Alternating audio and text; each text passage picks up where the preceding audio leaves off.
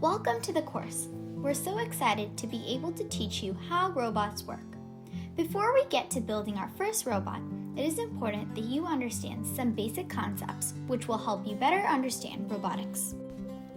STEAM stands for Science, Technology, Engineering, Art, and Mathematics. The purpose of STEAM is to help students learn how to use all 5 subject areas together to solve problems and create innovations. Science covers subjects such as biology, chemistry, physics, and much more.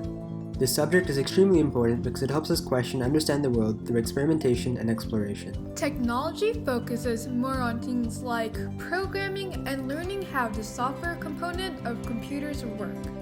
It also involves the application of scientific knowledge. Engineering is all about the hardware and physical part of things. Some fun examples include laser cutting and 3D printing. Art explores our creativity and includes things like writing, drawing, dancing, music, and more. People usually don't think of art when it comes to robotics, but art is used in several ways when we build robots, such as when we draw out a plan or diagram of how something should be built. Solving engineering problems creatively is also a form of art. The final part of the acronym STEAM is mathematics, which covers all types of math, like geometry, algebra, calculus, and trigonometry.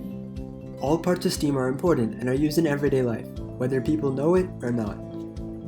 If you have ever seen a car move, a toy that makes a sound when pressed, or even a cell phone, you have seen STEAM in action.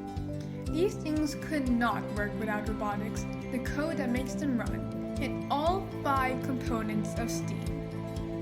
In order to be prepared to use these concepts yourself and build your first robot, make sure to have a LEGO Boost kit. You will also need to have a tablet or phone with you so that you can download the free LEGO Boost app. This will help you program your robot so it can do lots of cool stuff.